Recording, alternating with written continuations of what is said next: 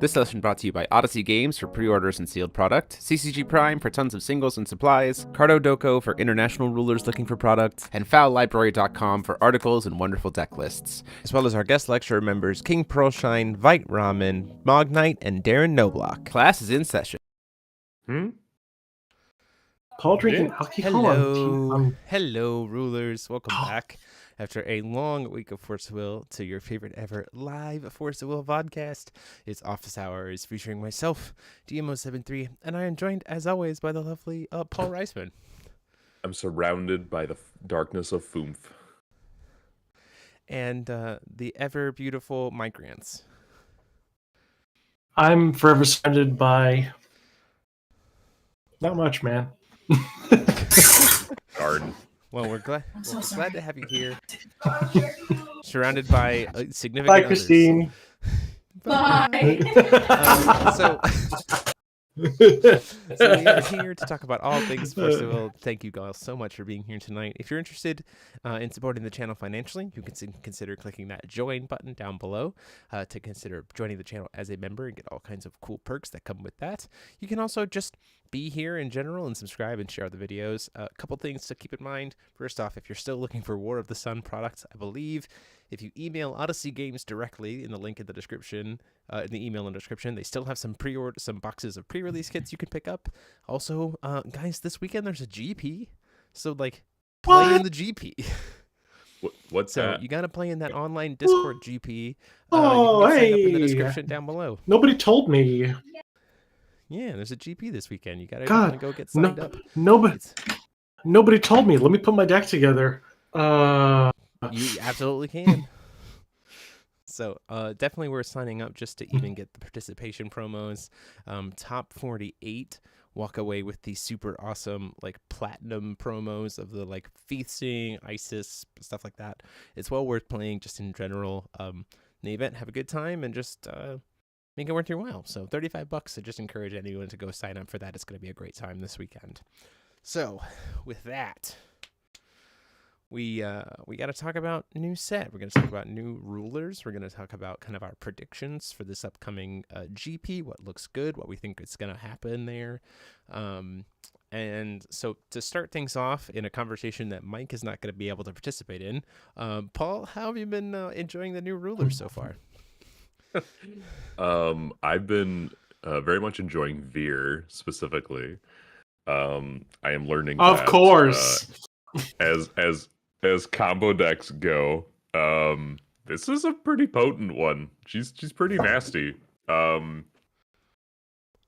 Gosh, I don't know what else to say. I mean, she's a lot better than I thought she was gonna be. Yeah, rogue tier. Are absolutely. You playing Reign of Serpents? I am playing Reign of Serpents. And it's way better than we thought. It's way better than we thought, because I did not think Melody would be as easy to achieve as it is. Yeah, I've seen people Wait, has it been... six Isn't it has 6 been to 7 Melody. Has it been Melody has does been not. Melody goes away at the end of turn. It does. Okay, interesting. Yeah. Yeah. You don't keep it. You don't keep it. Yeah, I played just an opening hand. We played a NDR draft this past weekend, so I didn't get to play her like in any particular tournament, but I pretty handedly won on just turn 3, like consistently, just in some practice games, and it was like, okay. Yeah, I think one of the biggest things about Vier that we're giving her credit for is people are like, oh well, you have to do, she opens herself up to angelic battle barrier, so you got to be really careful there. And it's like, I don't think you understand exactly how much of her stuff is quick cast, how much of her stuff is will neutral, and how much of her stuff can just end in a Reign of Serpents. Like, Reign of Serpents with Melody 3 is still a 12/12 that then produces will or draws a card or bounces something and is still an 8/8. Like, yeah. Reign of Serpents is kind of her best card to play through the silences, especially since Reign of Serpents is quick cast. It's like, oh, okay, I'm at like Melody 5 because I can get there really easily, so I'll just like, there's Mike, leave it him early. So I'll just slap down this Reign of Serpents and threaten it and then go to my turn. Like, that card is much more of the like threat than we gave it credit for, just from what it can enable. Um, even at like 3 melody, it gets kind of nuts. It's So it's kind of amazing how much the deck can just kind of thrive on 2 colors. yep, Which is I mean, like as I step back and look at all the cards, I'm like, okay, sure, like most of the cards that we got for the rulers in this set are pretty like well contained. Um but I didn't think going like 2 colors was going to be as consistent and as good as it is when we've been having like 3 or 4 colors average in most decks. yeah, yeah. I think the other thing too about her, like, is that you it's kind of like the old adage of like run them out of cancels, right? Like run them out of silences, because as soon as they do actually run out of silences, you will then just one shot them. Like, and she has so many tools to be able to play in such a way that like she'll just burn you through 4 silences in 4 turns and then kill you on the 5th turn, because she's got so many ways to just kind of recycle. Especially considering you play cards like Beatrice's Imagination, which is like a Christian at our locals played Beatrice's Imagination and was just like, hey, remember all those chants that are like free or will neutral that I put in my graveyard and you silenced me earlier for? I'm gonna just recast him again. Like, oh, okay, great. um so yeah, it's donate to help Mike change to a good computer. Um, it looks like Mike's gonna disconnect again as we talk about it. But yeah, Veer has a lot more oomph than I gave her credit for. I've also been one of the things that I've been pleasantly surprised. I've played against War. I've played against I played Funf and against Funf, and I've played against Olga, and I've played Olga. To speak to what you're saying, is these new rulers actually feel surprisingly comfortable in that 2 color slot. Like the will filtering, the loss. We initially thought, oh, the loss of the will filtering is going to be such a detriment. It's really not. Like, because Yeah. the rulers themselves have like this kind of continuous ability that they're presenting on board, and you're like really leaning into that ability in their color, you don't really need like a 3rd color, like a splash, sure, but maybe based on the stone base if you're playing like Moonshades or something, or the 4C stones. But like 2 color feels very comfortable for these decks, which is nice. It's really nice. Yeah. I mean, it's comfortable to be in a game where like 2 colors is totally viable. Wherein like you have decks like Falchion that want to be 4 colors sometimes. It's Yeah. like, great, I have to play multiple colors. Well, the design team did such a good job with these rulers and giving them exactly what they need in color that you don't have to stray too far away from it, which is really nice. Yeah. I've certainly had the most experience with Funf, and then a little bit with Olga, and I'll say pretty handedly that like Funf feels really good as a black-white deck. Like, just those 2 colors are enough. And then like Olga feels insanely good as just like a green deck splashing some blue in for little Maria, I guess.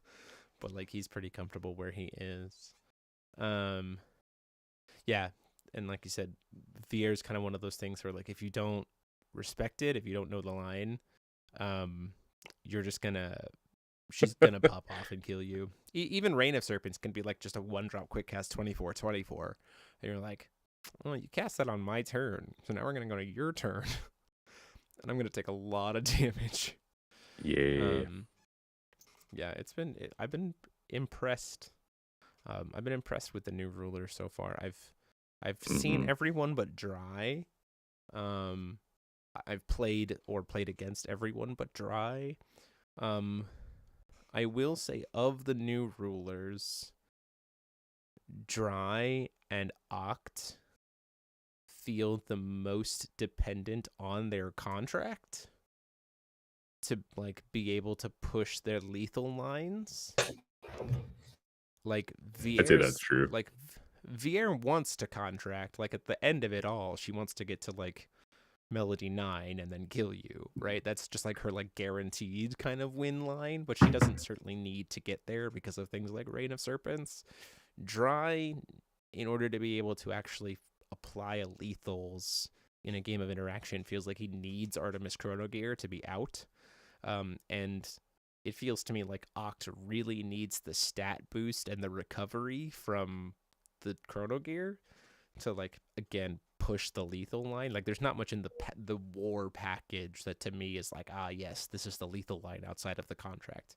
Whereas, like, playing Funf, I mean, I guess Olga in a sense, but like is the same way, but like that's the entirety of Olga's package anyway, is just play Chrono Gear 4 times so that you can win. So like it's like a different beast to me. And like Funf, I've had games where I don't even see contract and I'm like, yeah, it's fine. I'm slamming a demon for 1 will. Please lose 6 life, banish a dude, discard a card, I'll gain 6. Like, that's fine. I don't need it. Yeah, I think that's fair because I mean, like ultimately, I think this set and its J rulers this is the first set where I feel like contract sort of blurs the line between itself and traditional judgment. Yes, I agree with that wholeheartedly. I like that feeling. It's like, okay, we're finally back to force of will, right? It's like kind of, yeah. Where it's like in set 1, it didn't feel like I had to play Justice in order to actually like get the win. This feels much more like SKL format for me, where it's like I'm gonna do Judgment. I'm going to sort of like encircle you with all of my support and just win. Yeah, well, that's kind of one of the big things about like old school Force of Will. And Mike, you can speak to this, right? Old school I know Force of Will something. was, well, old school Force of Will J rulers were like, I'm flipping to kill you. Like most of the time, it was like my boss monster. Well, he's gonna disconnect immediately as we were starting to talk about something that I wanted his reference for. Like, Dude, I old don't know school what Force the of Will. fuck is going on with my computer tonight. I don't know. But like old school Force of Will judgmenting felt like it was this bomb you always had, and there were a lot of decks that just wanted to like flip, and the value generated from flipping was what pushed my deck to the lethal, right? Like that was the whole kind of idea of it. And you have some rulers who are different than that. Like you had Scheherazade. Like Scheherazade was a flip, find what I need, and then kill her, and that's okay. You had other rulers, who never flipped at all. You had other rulers who like tried to flip early and then provide good utility. You had rulers like Kaguya 4, right? Where like Kaguya 4's job was to flip and then just like generate additional value. Like that's what she did. But a lot of rulers throughout Faust's history are flip, get a big impactful moment, and then you have a body on field, I guess, right? And these rulers feel a lot like that. I would say the only one who doesn't feel like that is Funf, in all honesty. I agree. Because Funf is like the utilitarian, especially in the sense of like he's stalling you. Like he feels like an Abdul, right? Like Abdul's kind of whole thing is like flip the darkness ruler, disrupt your opponent's tempo, and then protect the darkness ruler. Yeah. Oh no. Mike, I love you very much, but I think you're going to have to leave. Because your computer is broken. I think the melody has won. Yeah. Bye, Mike. Bye, Mike. Let's all give some bye Mikes in the chat. Hashtag bye Mike. I'll give him some. Spam some Shaylas in the chat for Mike. Let's spam some Scheherazades in the chat because Scheherazade like bound. But yeah, like rips Mike's connection. Yeah, the red rulers back in the day played that way, but then decks like Vlad love to sit, which is fine. Like that's what I'm saying is like Vlad. That's why I really like Funf, right? Funf has the same vibe as like Vlad did back in the day, where like if I flipped, I mean, I guess, but like the core engine of the deck doesn't need me to flip to be functional. It just needs the effect of the front side of the ruler, right, to get mastery or to get blessing. Like that feels very much like that. Vier feels very much like a Shion, where she really only wants to flip once, and the point of flipping once is just this really impactful moment, and then that's fine. She's done what she needs to do, right? And then Dry feels like Dry and Oct feel very much like that flip, generate a big value to push down, and I kind of need that to be able to win and kind of like have my reach, right? Like, and so I went on record before this set drops during spoiler season, saying that I think this set is the next ADW. In terms of like, it's just a really strong standalone set to learn how FOW works, and like self-contained and played really well. And now having played all these rulers, you can't convince me otherwise. Like, this set, they really, really did a good job with this set. Also, William Smola, how's it going, buddy? Miss you. Come play Forza Will with us. Whoa, Will Good to see you in the chat, Smola. buddy. Dang. Modem internet problem. That's fair. Yeah, that's about right. So do you want to go through and think about sort of what rulers you think are going to shape the GP? Because yeah, I think I'm very we interested. can talk about. I think we can talk about new 5, and I think we can talk about older rulers second. And I think that's fair, Mike. I think, to me, the rulers that I am most looking at in terms of like, I think they have the most potential to shape the GP, I think is Funf, I think is Olga, and the other 3 I think are good rogue options. And I was saying Dry for a bit because of like just the powerhouse that can come from Famine. But the more I've now seen Dry play, and the more I've now seen Ox play, and the more I've seen Fier play, I put them in the rogue category, because I think their success is going to depend more so on the build and creativity of the builder than necessarily like the ruler themselves. Like, Olga's package is pretty self-contained and is just dang good. Like, it's just good. Olga's same with Funf. Like, Funf and Olga's packages are pretty just like here. But like, the natural power of those I think is very good. Like, I've been playing against Justice, I've been playing against Asuka, I've been playing against Aristella, I've been playing against other Tri rulers, I've been playing against Order rulers, playing Funf, and I'm just gonna stick to my game plan as needed. I have tech cards to be able to protect myself, and my win rate, I think, across the board right now is about like 50 to 60% of my games. Going into an unknown meta, having a deck that has a 50% win rate across the board of what it's been playing feels like a deck that I would be safe and comfortable playing in a GP, right? I haven't done as much testing with Olga, but like, it feels a similar kind of vibe. Maybe Mike's back. So that's my vibe there. And I haven't played enough Oct. Joining on the phone. I'm telling you, literally all of you, it's the PC, not my internet for the most part. Yeah, that's fair. The ritual is complete. In terms of Now you get rulers, yeah. Now you get this nice top-down view. I like it. I dig it. I support it. Yeah, I think. Yeah, I think that's the only thing about.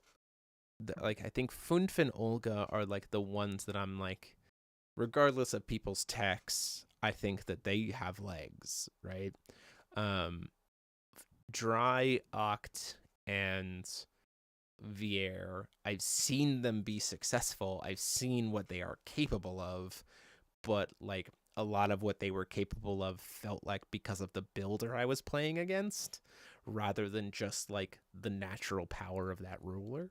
Don't count them out, and definitely respect them, but Funf and Olga would be the ones that I would look at to sit at top tables probably more consistently.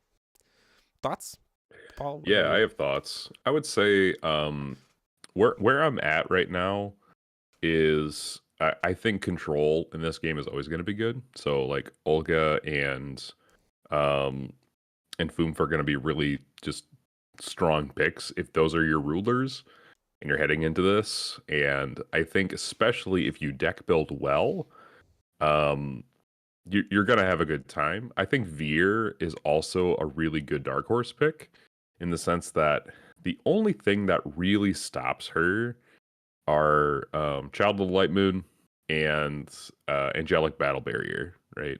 Any sort of silence. And having no hand. Yeah, and having no hand. Yeah, so I mean, if you are able to stop Veer before turn 3, you've won. Congratulations. Um, I think Dry is very potent and very powerful. The question is not whether or not he's like good enough. It's more of like, what meta is this? Is this a board control meta, or is this just like in general like a more if you control the chase and your stuff resolves, you win kind of meta? Oct, Mm-hmm. I think, is really potent as well. Historically, hard aggro has not done very well in Force of Will's history. But also, I will say that we're playing in an American event in an unknown meta. So they're And going Hey, to we're be there. Red! 2 weeks Let's after the set go! release, which means that people are going to be playing red. Like, what's Wait, going to happen? wait, somebody's out of It's jail for obviously Violet, going to right? happen. No, wait. Violet's If you WinCon is don't still in crack into jail, right? top 8, Yeah, I'm sorry, go ahead. Violet's WinCon is still in jail. Yes. Very unfortunate. All right, so never mind. They can't play the most basic ass red deck. You have to play something real.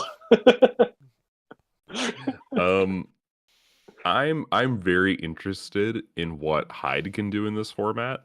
Because again, kind of like Dry, she's very board control-y, but at the same time, she can do other things too. Yeah, Including draw a bunch of cards. I have a lot of thoughts. I have a lot of thoughts about Hyde. One of the Ooh. other thing that's interesting about Dry, I think, is that Dry, I feel like, has the most polarized matchups in existence, because a lot of his best cards need your opponent to play dudes and aren't quick cast. So like, Wow. if you're playing it, Hide into or Dry into Funf. Funf is like, I'm just gonna play additions.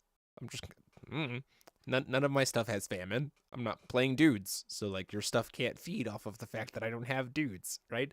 Like there's a lot of like just really disruption there, and so for me it can be really polarized. Like Dry versus Oct. Oct is gonna be putting dudes on board every turn, so like famine for days, right? That's fine. Yeah. Olga's like, nah, I'm gonna have like a Sherry on board. Like then that's probably it. Those kinds of things. Whereas, so it's very matchup dependent, I think, for Dry. More so than I initially thought when I was first reading his kit. Hyde, So curious. we did not see any Hyde at the Conversion Wills event, and I was honestly very surprised. Because I think the blue, black, white Hyde is very good. And I think that deck got better because of Spy Mission. I think is the big dark horse for that deck. Because think of it this way. If I am going second as Hyde, right? If I'm going second as Hyde, there's always the world of like, oh, well, you can turbo contract before I've done anything, which is bad. Don't do it. I don't think it's very good. You're losing value on Rocket Dive. But if you play a dude on turn 1, and I'm playing Hyde, and I have Spy Mission and an Ega in hand, which is very doable for that deck, I can go, cool, during your end step, flash in this Ega, coin out Spy Mission for free to look at your hand, go take you down to 4 cards, tap the Ega to use the Spy Mission from the face down, killing the dude you just played, and then go into my turn still with the Ega.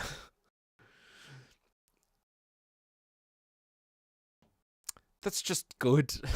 That's just a good line that sets Hyde up for being it. And like Hyde is a reactive deck, right? So the fact that Hyde now has access to 2 factors: a quick cast discard option, that's hand knowledge discard option, that's also spot removal, like it's both. That's really good. And the fact that Hyde now has 2 cards to put cards face down, even when she's Pink Spider. That is a huge tempo like value push for Hyde. Because Absolutely. a lot of the times with Pink Spider, it's just like make a burn through their face downs and then keep the face downs cleared so that glowing spider's bad. And like just don't kill their pink spider so they can't refill it, so then glowing spider's bad. Well, now she doesn't have to try to kill pink spider. She's just like, that's fine, I'll just play spy missions and set them face down and then use them later, or I'll play Rusty's Fox and then I'll use that later, right? Like she has a lot more ways to keep the EX area filled when she is pink spider, and I think that gives her a lot of strength. I think of the set 2 rulers, I think Hyde and Killua, I think, are my biggest ones that I would consider going into this environment with. I do think Reinhardt's still pretty good. I'd agree. He did get a new tool. I just haven't tested it enough to like see what I feel like, but I feel like Hyde and Killua got like really good. I mean, the Killua spell in general is just good for anybody, but for Killua, it's pay 1, draw 2. Or pay 2, seems pretty good. Cancel, or pay 2, cancel a thing and draw 2. Like, seems pretty good. Like, it's a really, I mean, technically anyone can do that. They just don't draw as much as Killua does, right? And then like also considering the fact that Killua leaning heavier on Megiddo, the fact that her contract spell can put an ice counter on and draw a card means that like Megiddo suddenly becomes like easier to recharge, and like that's also very good as a card. There's just a lot of pieces there, so I think three of the rulers from that set are still very, very good. So as we go backwards, what are your thoughts about set 2? Set 2, I would also include Reinhardt in that, mostly because I think in a control meta, Ethereal King has the ability to do some really interesting things if it's able to like grind out advantage.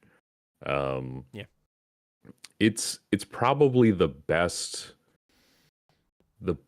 deck going in against Olga and Fumf, because it's also playing Darkness, and it can also do some things where it reloads its possession area, which I think is really great. Losing Lila isn't great, because now you have to either play Ethereal Moonchild or you have to play Lila, and you're always playing Ethereal Moonchild, right? yeah. So Yeah. so that's kind of not great, but at the same time, I don't think it was necessary. That the package was already pretty tight to begin with. I also think Hyde is probably more in rogue status, but not so rogue that she's like, I can't squeeze out a win. I think we could, the right pilot, I think we could easily see like 1 or 2 of her like, do really well. Yeah, I would say that like Hyde is a deck that certainly requires a good pilot to like play at an upper level for sure. Yeah, I would agree with that wholeheartedly. Like, it's very easy to misstep playing Hyde, or like put the wrong card face down, or like get yourself kind of locked out and find yourself trapped on a pink spider with nothing to do with it. Like, very, very true. I will also say that because I will put RR on this list for 2 reasons. 1, Memory of Worlds is a lot more accessible. 2, this is American GP where people are going to play red decks. So Light of Megiddo is a card. That's what I think, is that I would put RR as a good like dark horse. My dark horse pick, I think, for this event would be RR, and just like slam 4 Light of Megiddo main. Just like, no, I don't want to do that. So mid-range deck can take care of red deck. That's good. That checks that box on the list. Can it work well against Fumf? That's the thing. Like, if Fumf is really, really strong, I think it can. I think it could do well against Funf. I think you can get there. That's my big. I'm sorry. Have you seen how big Phoenix can get?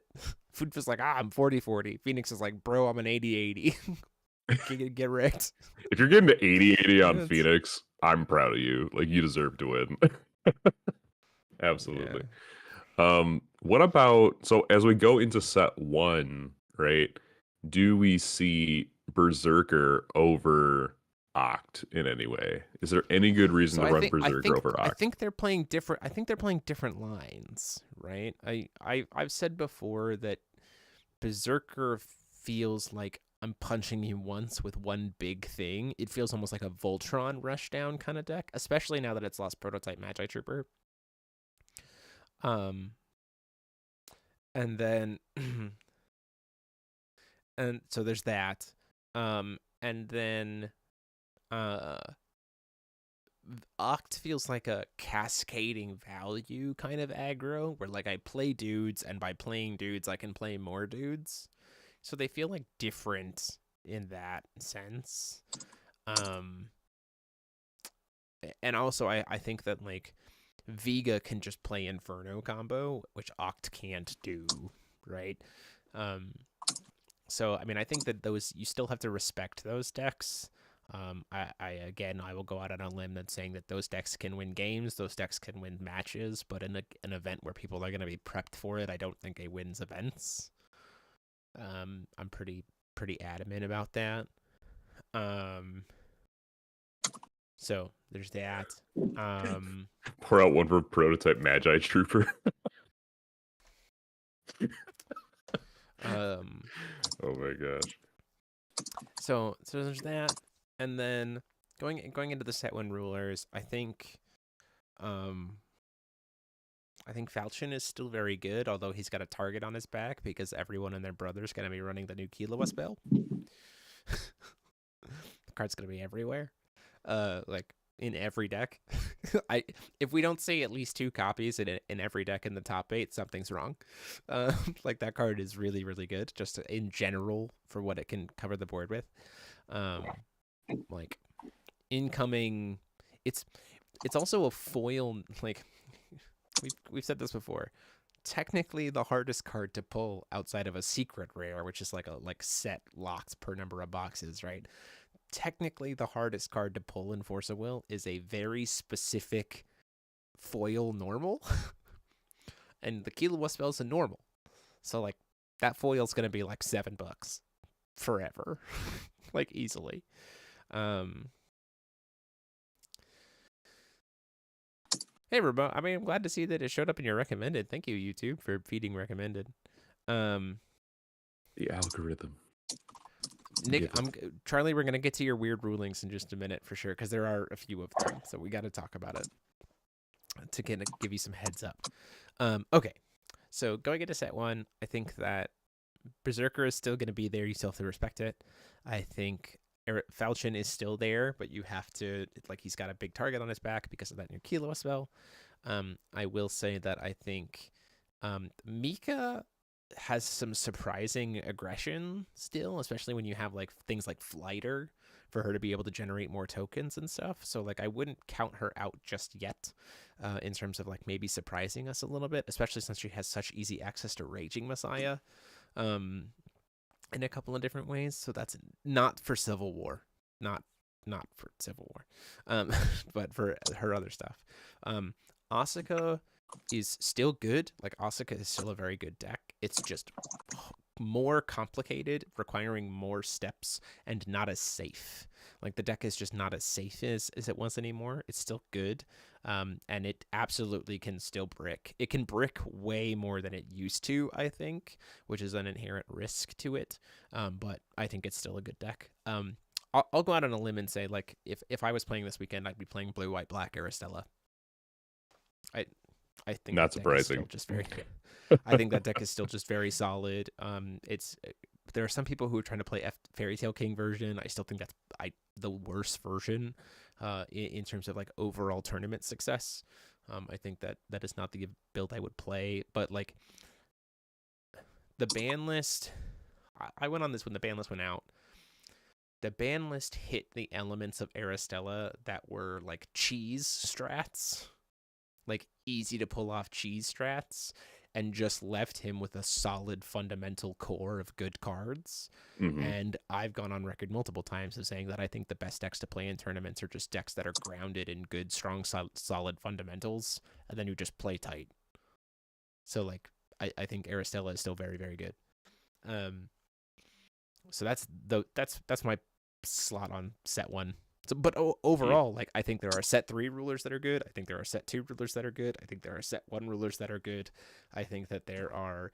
I would not count out people trying to play Almerius Moodstar time walk. It'll be It's a there. deck that can be played again. I would not count out people playing Order stuff, like Order Alice and Typhon have shown that they still got some oomph. So like I think there's a lot of good options still available. I think it's going to be a really good time. Yeah, anything older than that, I'm not entirely sure if we're going to see something like that, but that's been pretty much the format for the most part, right? Now with no Zeus in the format, I think decks are a little bit more freed up to worry about specific matchups, right? Yeah, As opposed to saying like, oh, I need to include certain cards to take care of Zeus, right? Or like, how am I going to win the Zeus matchup? You don't have to anymore. Everyone wins the Zeus matchup now.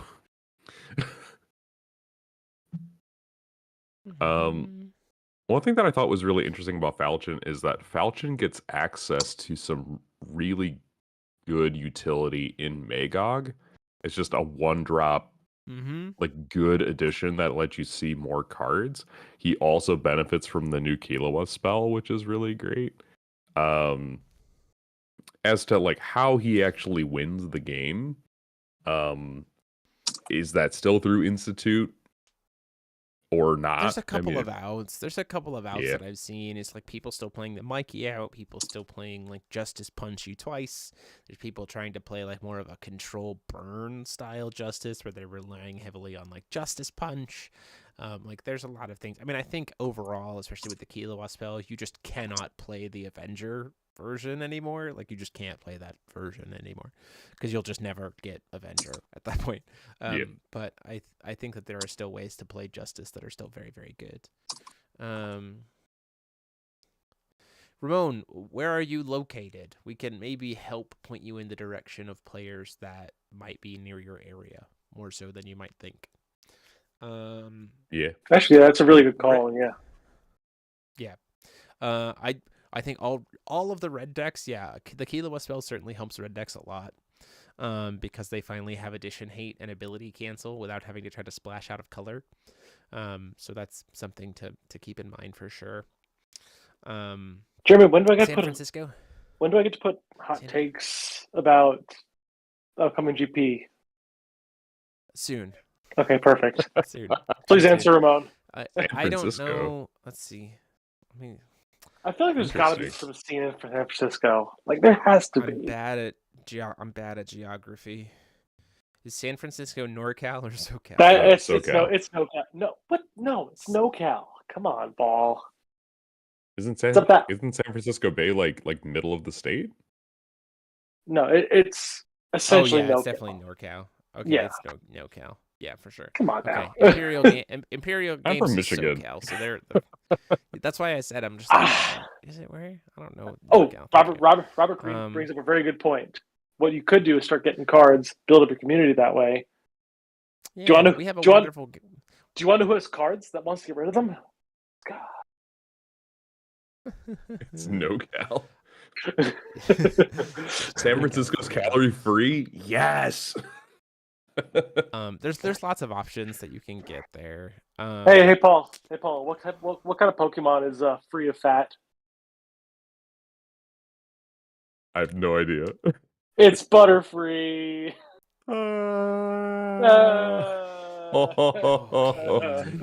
Why did you have to leave Butterfree? Why?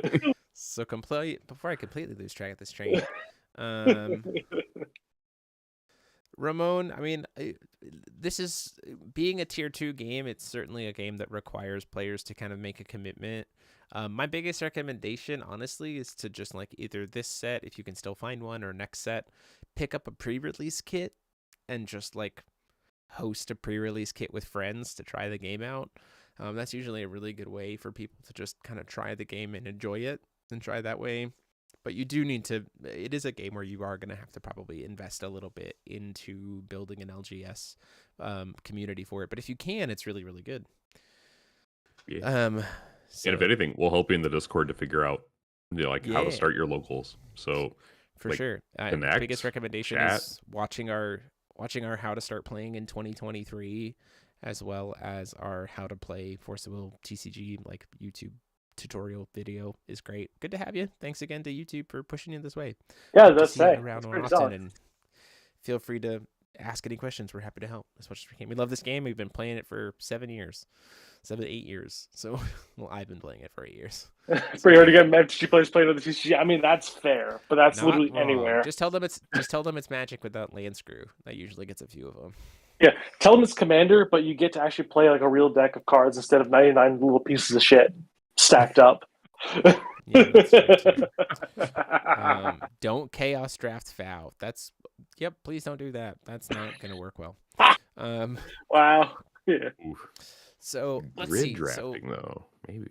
Do you want? Hey, I do enjoy a grid draft. Mike, I'm gonna give you a minute to give me a hot take. Go. Okay, so first of all, obviously, there's going to be no Prego TK in the top 8 because everybody's a coward. You heard me right, everyone in this Discord. Every one of you is a coward. You're not going to win with it. I promised you $100 steak dinner, and you're not going to take it. Awful. Second thing, obviously, we know that Grim is going to take a top spot because somebody's going to find some bullshit with him. It's going to be great. I'm going to be very excited to see that. Red Riding Hood also. Red Riding Hood is also going to have a feature in the top 8. There's going to be 2 Grim Era Rulers in the top 8. I don't care that they've been power crept out of the existence. It's going to happen. And then somebody in the world is going to figure out my idea for the Wolfgang 1.0 FTK, but it's actually not an FTK, it's an OTK. But the OTK is actually backed up by 4 copies of Persephone, 4 copies of Garyon. And because you have the Garyon and the Persephone, you can actually play them in the deck to have cancels to stop your opponent from interacting with your OTK. So you're going to swing for like a bajillion damage, and that's fine. That's going to be great. It's going to be good. And your minute is done. Cool. No, Thank you, Mike. That was more, Mike's Hot Takes Corner. No, Nope, that was a minute. Mike has no more time. Thank you. I gave you a minute. I gave you a minute. Ramon, don't worry. We don't understand his hot takes either. Okay, but somebody's going to do it. Somebody's going to do the Olivia OTK. Anyway, it's fine. Okay. Cool. Someone's going to certainly do it. They're certainly not going to top 8 with it. Oh, they're going to top 8. I'm going to give them a list. So anybody who's brave enough to use my list for the Olivia FTK, just hit me up. This is how we sound to people who don't play TCGs. Yeah, no, that's fair. So yeah, I mean, I think this environment's going to be pretty fun. I'm excited for seeing what people put together. It feels like, if we're going to be streaming it, Paul and I are going to be commentating it. It certainly feels like we're going to be like, I have an idea of what I think is going to be successful. I'm ready to be pleasantly surprised, and I'm ready to be impressed by the creativity of the builds that we've been seeing, like the builds that people have put together. It certainly feels like there's a lot of stuff that could be like, sorry to go back to set 1. Like, I think Control Eins is still very much a deck. Like there's a lot of different. I think you can see like aggro decks, mid-range decks, control decks, combo decks. Like, I can tell you out the bat that I can name like 2 aggro decks, 2 combo decks, 2 mid-range decks, and 2 control decks that I think all have a shot at the top 8, right?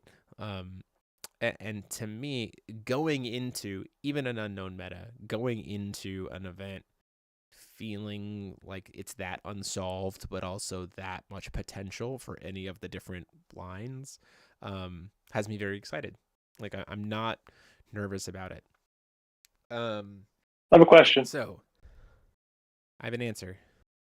Paul, you Paul has an answer. You are resident mermaid expert, correct?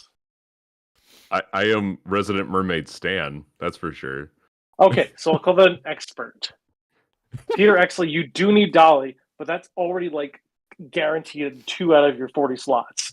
Paul, Can you make me a deck of 30 good cards surrounding Olivia, 2 of them being Dolly, the rest of them just being good, controlled mid-range options, right? Right, you can do that? Oh, yeah. I literally have it right behind me.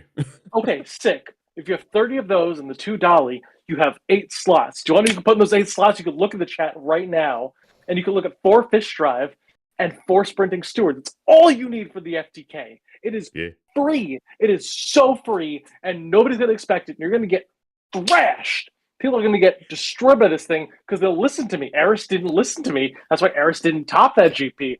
I'd But like to give you a counter. I'd like to give you a counterpoint. You can give me any counterpoint you want to give me, Jeremy. It doesn't matter. I'm not listening. Okay. I mean, it's Perfect. That's Counterpoint it. and not a That's all. counterspell. Your counterpoint is moot because I know what I'm talking about. I don't play this game. No, I don't even care about those cards. No, I don't care about any of those cards. Literally, your opponent just put down falling into the cracks of time. Your opponent put down an Oct. They're dead. Your opponent put out an Oct. They're dead. Not, though. They're not, though. They are. It's an Oct. She's red. There are no good red cards in this game. You're playing an American GP. You will sweep half the game.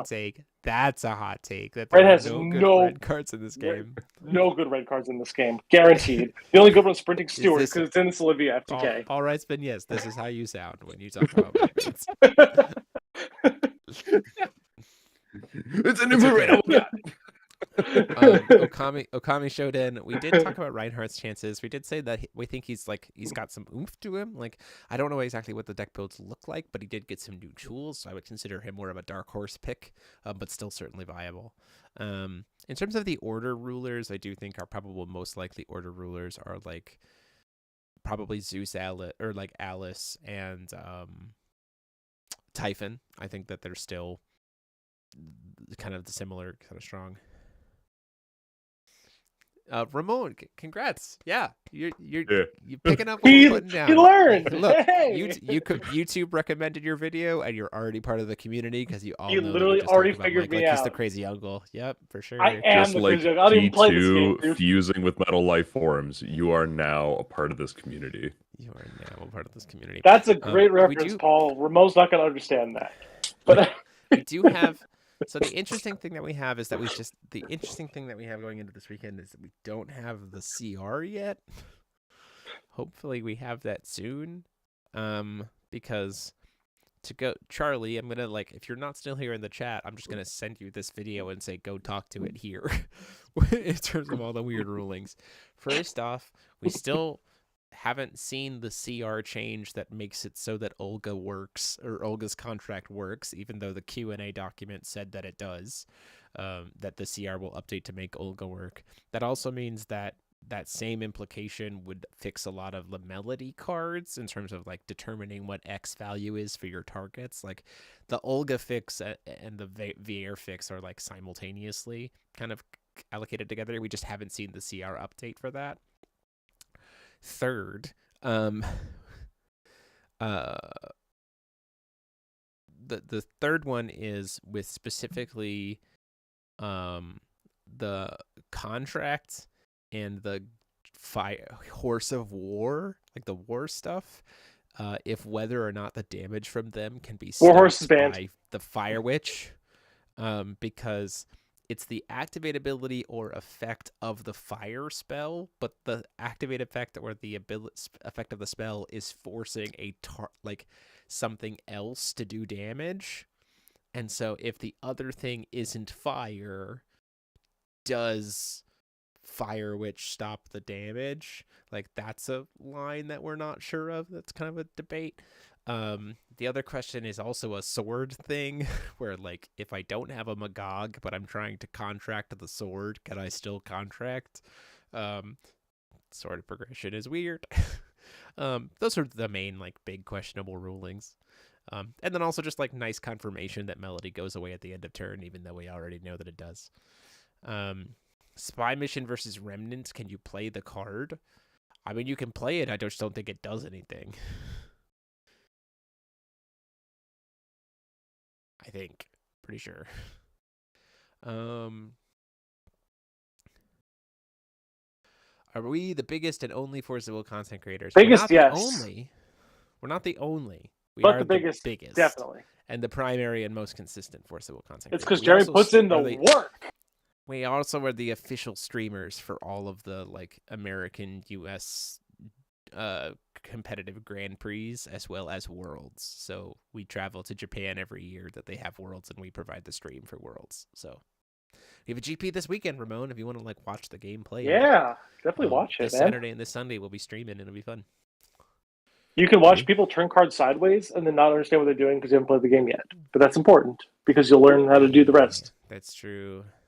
That being said, we do try and commentate with like new players in mind. So yeah, and we put card images up on the screen with their text so that you can see what the cards do. Like high quality. Wait, Jeremy, just important for GP streams. Do you need to be a member of the channel to do that? So when we have the in-person GPs, we do have the chat to be members only. When we do Discord ones, I think we do not. You do not have to be a member to join in the chat. So Ramon, very importantly, if you have a question about a card, you can literally just put it in the chat without having to become a member of the channel. But then once we start doing real-life GPs, then you can pop back in and be like, hey, go back to them. I'm a member now. I can ask questions in the chat now. These 3 GPs have, at least if we're reading the website correctly, the 3 GPs this year before Worlds appear to be all online. So they very much give off the vibe of like LCQs for me, like last chance qualifiers, just like it's your last chance to try to qualify for Worlds right before the event happens. And I'm kind of down for it. Like it's kind of cool. Because we have a lot of invites already going into this year, but yeah. I better see y'all there. I'm going to be in Japan. I'll be there. Yeah. Once upon a time, Mike won a GP. 3 years ago, baby. Let's go. 3 years ago, after getting Gerardo to yell at him on camera. I was so good at the game. I did the loop and didn't even progress. It was great. Correct. That's why I made games. And none of us could tell you were wrong. But wasn't Gerardo wrong. Was a G and told you that you were wrong. I love Gerardo so much. I love that man with all my heart. That man could have literally just watched you eat the clock, not doing anything. Honestly, figure it out. And then he was just like, Mike, please just do this. So that his best bet was literally trying to end the game so we could win games too. I'm so embarrassed. That's why I make games now. I don't play games anymore. Yeah. So that is it for us for tonight, I think. Unless, Paul, do you have any closing thoughts? Kind of any last off-the-cuff thoughts about this GP this weekend? I would just say maybe like our top 3 cards going into this. Sure. Yeah, I can say that. The first one is definitely Killua. I think the Killua spell is probably easily in my top 3 cards for this weekend. I think Child of the Wind Moon feels like a really big card this weekend. And I think Funf's Demon, the Marvel rare for Funf. Demon. Oh, okay. The Demon. I that card comes down on 3 for 2 will like pretty much every game and just like is a tank. So yeah, those are my top 3 cards for this weekend. Wow, Jimmy picking a Darkness card for his top 3? It's crazy. And a green card. And a green card. Oh my god. Paul, what are yours? I would probably say, as I'm thumbing through all of these cards, I'd probably say Dexy's advice is going to be a make or break card. Like if that card resolves and it actually does what it needs to do, it's a strong card. Like it'll be the thing that clinches things. I would also say the new Killua cancel. If it does what Memory of Worlds was supposed to have done, then it's going to be really good. So I would actually put Memory of Worlds and the new Killua cancel spell in that area. Sure. Last card.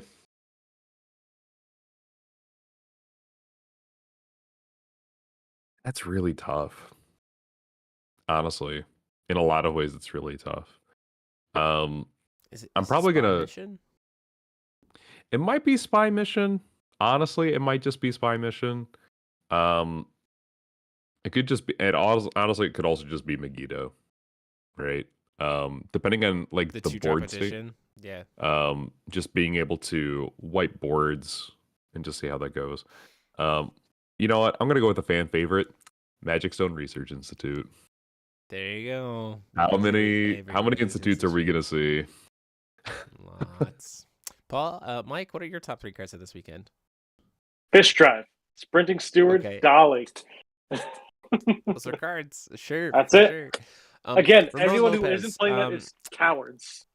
So I will say this, Ramon, no one signed up to play on launch and he was dropped after a month of 0 attendance. That was 8 years ago that the game was first launched. So I would say the game's different. It's a little different, now. I'd say. Yeah, maybe. It's quite a bit different. So it might be worth talking to them and seeing if, showing them some of our feature matches, showing them, those kinds of things and seeing if you can maybe drum up interest because I think you'll have more success than you think. Little Maria, yeah, I do think she's a good card. I think she's a good card. I don't put thank you, Charlie. Yes. I think she's not in my top 3 though. I think she's probably in my top 5. I would put Little Maria there. Starfall's my number 4 card of this weekend as well. So go figure 3 of the Marvel rares from this new set are my top cards for this weekend. Not the Federico Melfi. Why that one? Charlie, why? Oh, and Air Miles Lightning Strike. I love Mongoloid Air Miles Lightning Strike. Yeah, for sure. I think, sure. Well, Mike, you're not the chaotic evil character in this. Charlie is. Charlie is the Charlie's chaotic literally evil. Charlie has literally never been a non-chaotic evil person in this entire game. Charlie literally just exudes the energy that we need. Not Charlie the energy we deserve. chose violence. For those of you who are watching and haven't already signed up for the GP this weekend, be sure to check that link in the description to go sign up. You absolutely should play in this event. It's only $35. It's only $35 to sign up, and the promos just for entry are well worth your time. And pricing is from there is down to top 48. So certainly worth playing for sure. If you top 48, I think those promos are easily worth probably $100, if not more. So well worth your time to sign up. So. Mike, do you have a question or something before we close? I do. Is Charlie head judge for this event? Correct. Correct. You all get to be for this event with Cal Tuma. With Cal Tuma as his head side judge. I love Cal so goddamn much. It's not even funny. Artillerist would have to be yours, man, with walls and automatic ability cancels and white children everywhere. There's no way an artillerist is going to kill someone consistently in this event. That's fair, Ramon. That's very fair. That's why we recommend playing online. There's a lot of really great people to be able to play with webcam for this community. At the very least, we can get you jacked in the regular play, which is going to be really instrumental for you explaining the game to other people, and then you can just bide your time. But again, get in the Discord, chat us up. We'll help you out. Yeah. So, got a good community here. Thank you all so much for watching and for being here. We have a GP this weekend. We have a feature match this week of Funf versus Oct. So tune in for that on Wednesday. And then until next time, this is DMO73, and I'm joined as always by Paul Reisman. Surrounded by the darkness of Funf. And Mike Rance. Once again, literally, you all are such cowards for not playing the Olivia FTK. And literally, it's so good. All you have to do is put 8 slots in your deck, 10 slots in your deck, technically speaking, to do this FTK. The rest of it can be this controlled mid-range shell. It'll be perfect to be able to definitely do exactly what you want. And class dismissed. Have a good night, everybody. It's going to be great.